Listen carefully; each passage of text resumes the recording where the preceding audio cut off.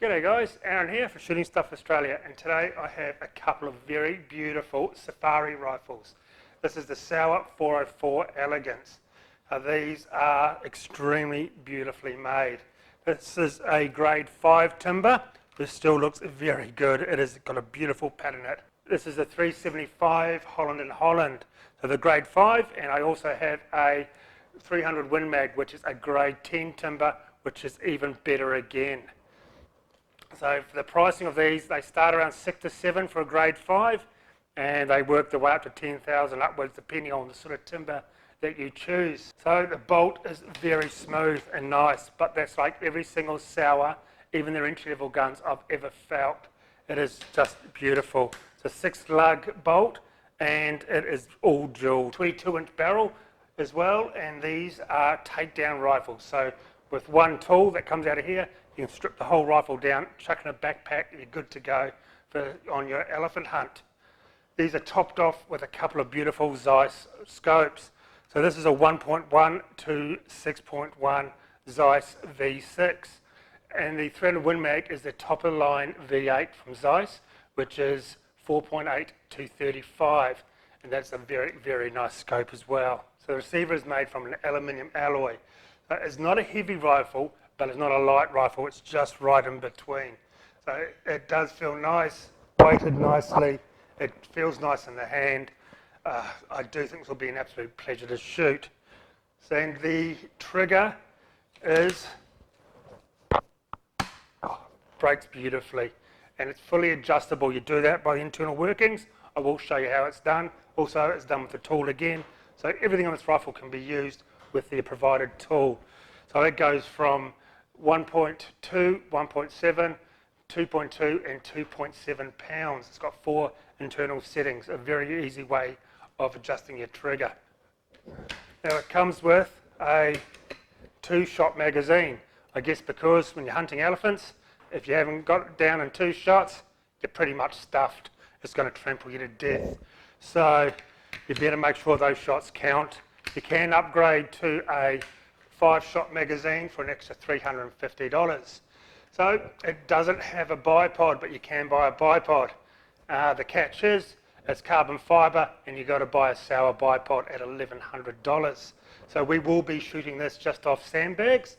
I know it's not the most accurate way of shooting it, and it's going to be very interesting, especially the 375 H&H. I have shot one of those before, and it was pretty brutal. So before we start, make sure you hit that subscribe button and like it, and lay a comment on what you think of this rifle. So let's get out there and give this a go. Right, we're set up here at 100 meters.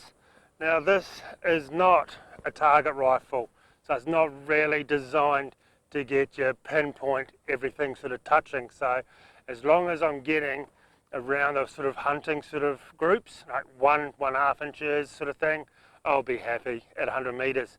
This is not the sort of rifle you take out and just plink away with and expect you're going to get pinpoint accuracy. That's not what these are made for. These are big game rifles, so they're just made for 1 or 2 shots at a time, just to drop a big animal. So I am not expecting my sort of target round groups, plus it's 300 Win Mag, and this is a thin barrel, and it's going to be pretty brutal. So I got some PPU, some Winchester and some Remington. I'm not going to bench rest the 375 H&H, that will just be an absolute killer. So this is not sighted in for my eyes either, so hopefully it's all going to hit the target, all 3 groups of these. So let's give this a go.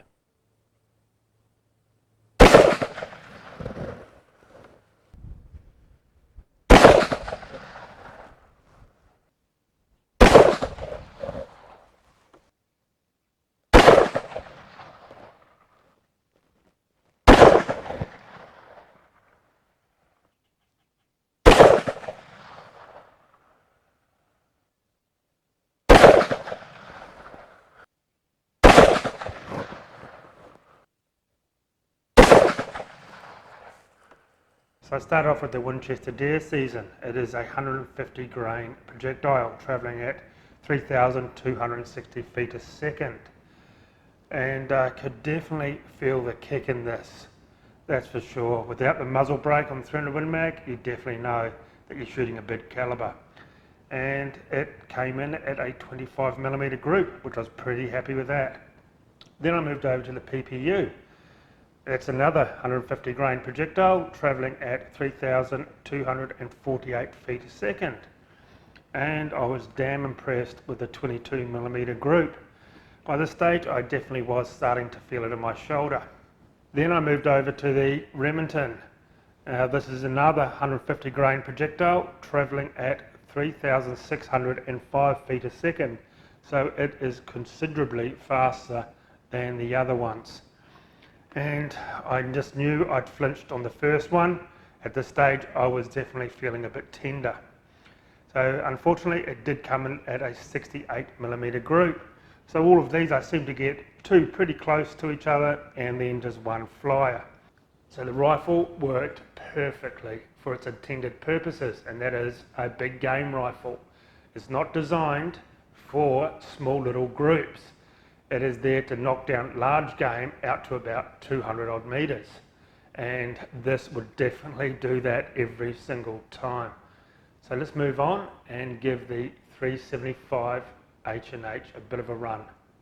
Okay, since this is a big game rifle, what we will do is try and shoot the 375 Holland & Holland off these shooting sticks. This is carbon fibre, it's extremely light. I have never shot off a shooting stick in my entire life. So we've got 3 water jugs down there. We'll see if we can catch one of these bullets, but I'm pretty sure it's going to rip through them all.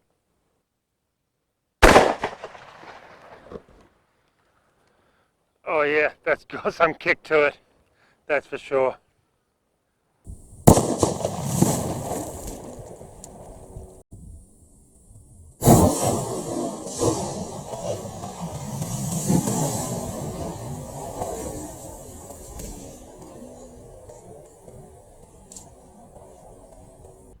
Well, I'm surprised it ended up in this one. I can see a big bulge out the side back here. Totally ripped this one to shreds. There's a bit of copper and everything in this one. So, entry, exit. And this one is unscathed. I'm surprised. Absolutely surprised. I thought it would have gone through them all. So we'll just see what is in here. That's it. And there it is, nicely mushroomed out, and there's a few fragments inside here. Okay, we've got the target up here at 200 metres. I'm just going to pop off a couple of shots. These are 2-round magazines, so we'll see how we go. And I tell you what, after shooting those water drums, this is pretty brutal to shoot, so I think 2 shots in a row will do me just fine.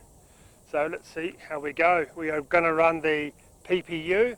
It is a 300 grain projectile.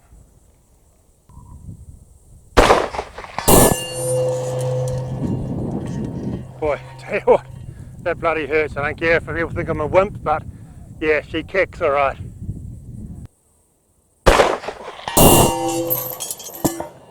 Jesus, just knocked the whole thing off the gong. So that will be the end of the gong shooting today. And I was lucky I was wearing my glasses because I could just feel it hit. Bloody hell. Man, even though this is a brutal shooter, it is a beautiful gun to shoot.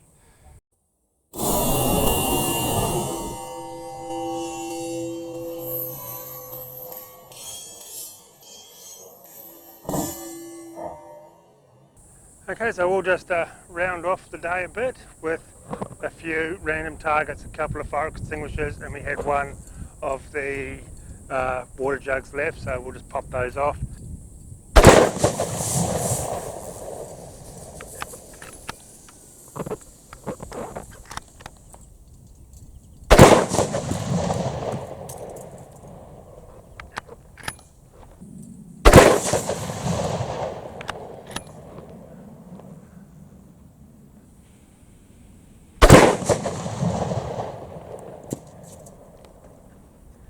So these rifles are made to be taken down so they can fit into a backpack when you're lugging around on a safari. So let's show you how it's done. So this here is the tool, and this will do every part of the rifle. So first, always make sure bolt's open. To take the bolt out, it's a little button down here. Out it comes. And make sure the magazine's out. So with this tool, take the fore end off first, index it in, and all you got to do is just like a quarter turn.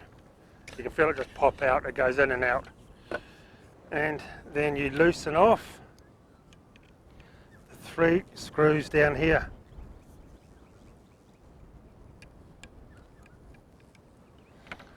And pull this lever down. Out it comes. You can also change a lot of calibers on this rifle as well.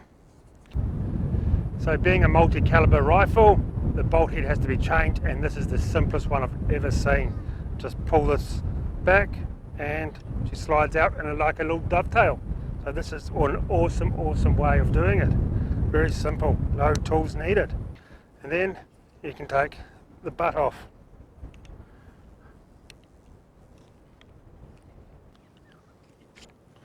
And that's it.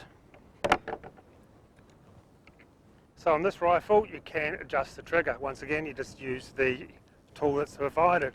It's just 4 settings. It just indexes in each time. It's got a little white dot here so you can tell which one you're on. So very simple. We were shooting on the very lowest one, so it was just like a hair trigger.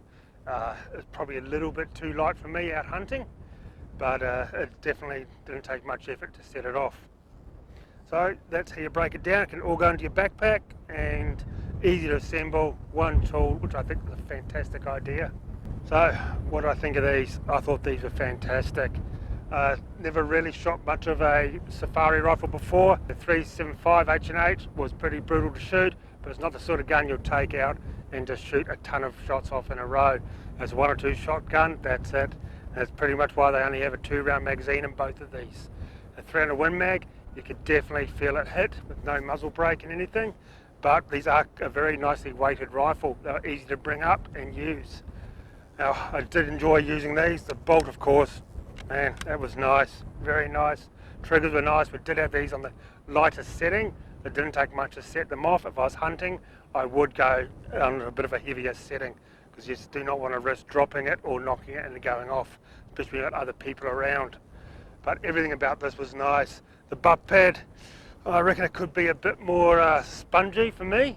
There's definitely not much given this at all.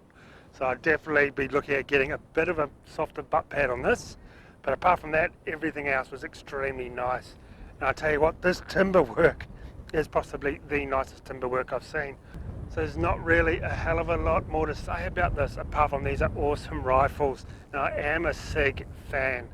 So if you are after a good safari hunting rifle, I don't think you can really go much past this. Okay, they are a bit pricey, but people who go on safaris definitely have the money to use these and shoot these. And don't forget to hit the subscribe button and like and share this video. Really appreciate it. It does help the channel. So thanks for watching, guys.